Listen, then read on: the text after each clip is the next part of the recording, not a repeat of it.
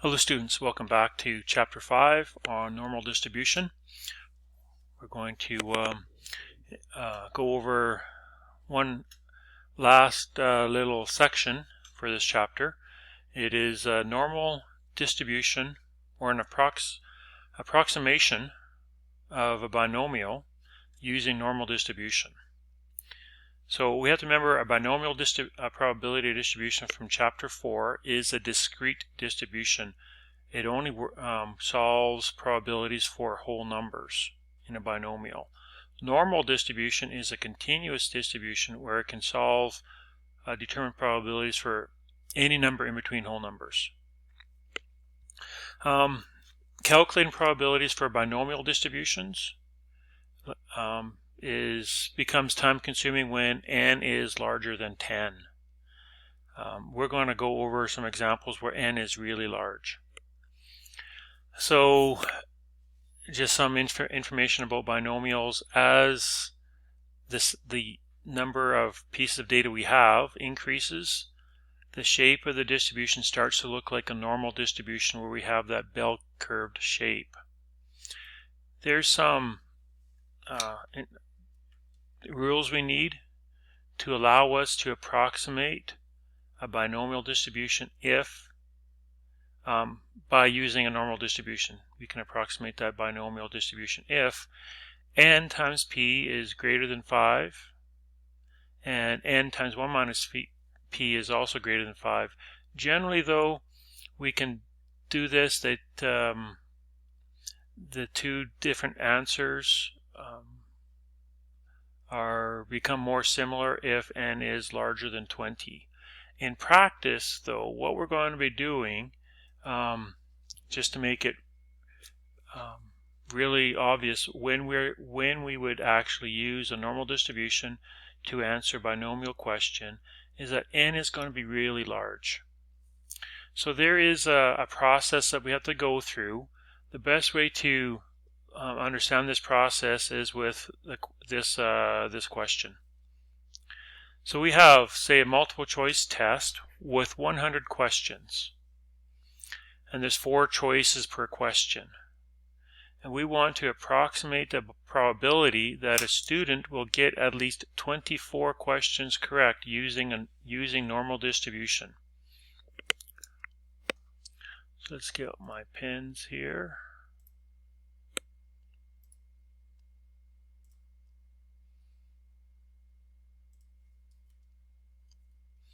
So when we read through this question, we can find some things that are that sound like a binomial. So n equals 100. There's 100 questions. There's 100 trials. Remember that from Chapter 4. There's 4 choices per question, so that gives us the probability of being right on any one question is 25%. This, when it says at least 24, we want to know the probability that x is greater than and equal to 24. So this would mean that x is going to be 24, 25, 26, all the way up to 100. This reads like a binomial. We're given the key values for binomial. We're given n and p and x, typical binomial properties.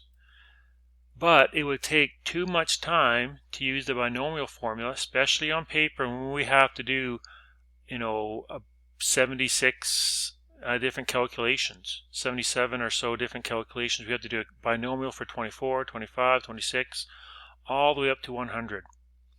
So because there's so many numerous repetitive calculations, what we're going to use is we're going to approximate this answer using normal distribution.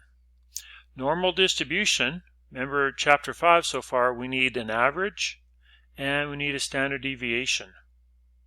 We can convert a binomial to normal distribution by the formulas. The average equals n times p. The standard deviation equals the square root of n times p times 1 minus p, and we'll get to this last part when we actually work through a question. So let's solve this question here.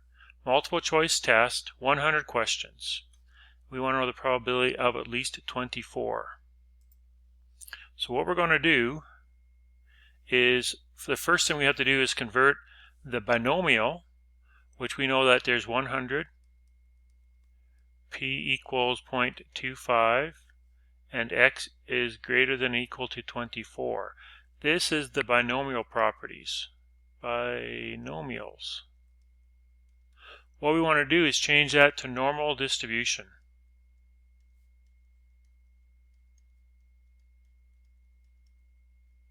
We change it by calculating the average, which is n times p, so that's going to be 100 times 0.25, which gives us an average of 25. We could calculate the standard deviation by taking the square root of n times p times 1 minus p. So this would be the square root of 100 times 0.25 times 1 minus 0.25, or 0.75. And we'll get a standard deviation of approximately 4.33. We want to know the probability that x is greater than or equal to 24. So let's draw this out just so we have an idea of what we are doing. So once we convert binomial to normal distribution, we have this little bell shape. It has an average of 25. I'm going to put the standard deviation up there, 4.33. Switch colors, and we want to know the probability that x is greater than or equal to 24. We want to know all of this probability here. All of that. One thing we have to do whenever we convert a binomial, which is a discrete number, to a continuous number, as in a normal distribution, we always have to make an adjustment to the x value.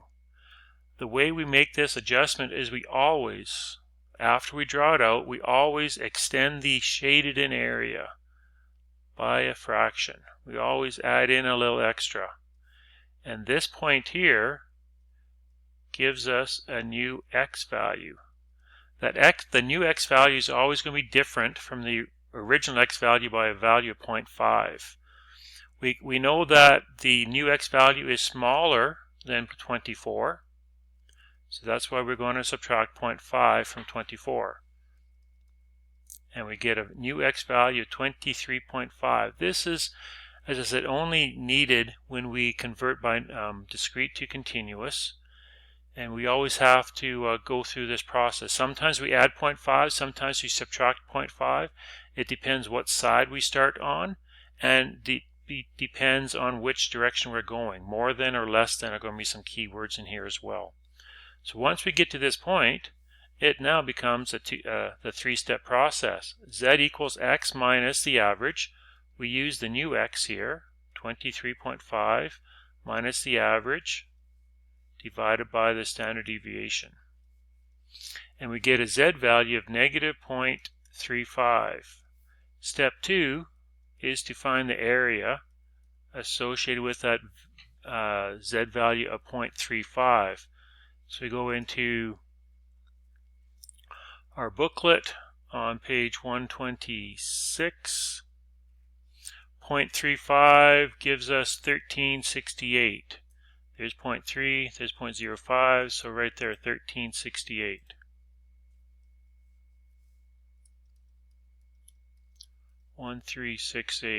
And our final answer,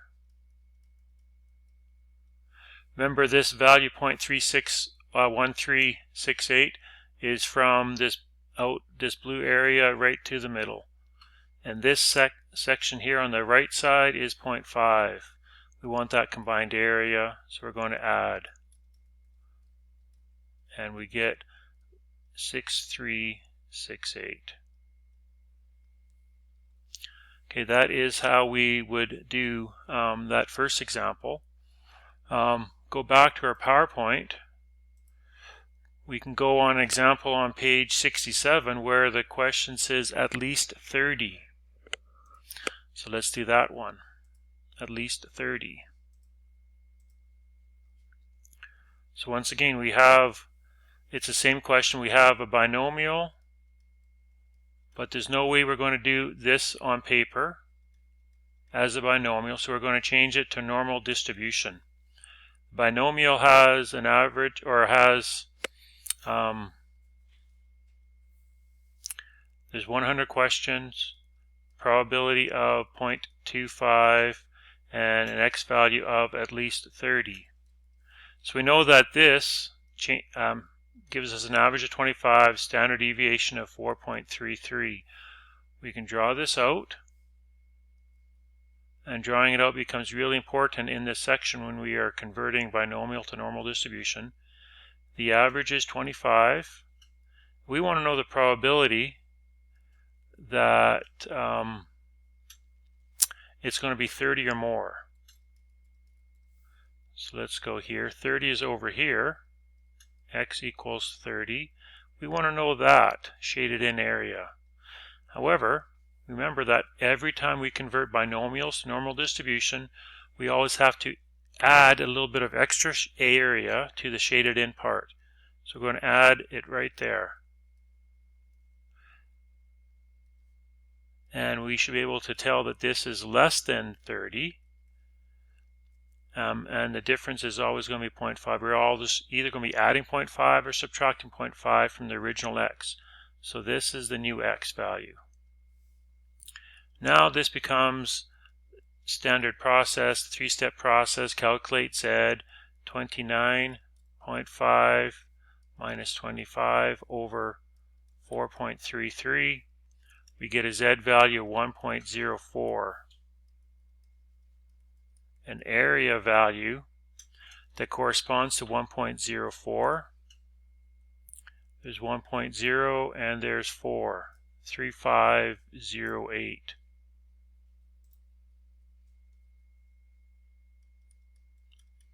.3508. Oops, what's happening there?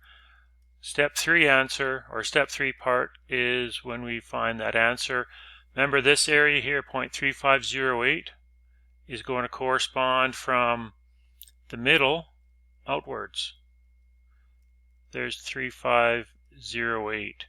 We want basically all of this area here. So that's why our answer is going to be 0.5 minus 0.3508, which gives us something like 0.1492. And that is our answer. So when we convert binomials to normal distribution, the examples in the course package and the quiz and the final exam, n is going to be a really large number. It's not going to be 10 or 12 or 20. It's going to be like 100 or 500. It's going to be so large that you're thinking there's no way I can do this question, especially when it says do the question for a series of binomials. Like if n were 500 and I were to ask you to calculate the probability that x was greater than or more than 100, well, there's 400 plus calculations you have to do. That is the big decision kind of making process that you have to understand, that because it's a binomial, but it's going to take too much time to do a binomial on paper, that the only way to do it is to convert it to this normal distribution. So n is going to be really large, especially on the exam, and there's going to be a numerous series of binomial calculations you have to do. And there's just no way you can do 100, 200 to 400 calculations on paper, especially in an exam. So that's the trigger you're going to use to know that you have to convert it to normal distribution. If I were to ask you, say n were 12 and I say at least 1, well, you know how to do at least 1 based on chapter 4 material. At least 1 is one calculation. But this is going to be, this here is at least 30 out of 100. So there's 70 plus calculations you have to do. So remember that is a trigger you'd have to understand when to convert binomials to normal distribution. And that is it for material for chapter 5.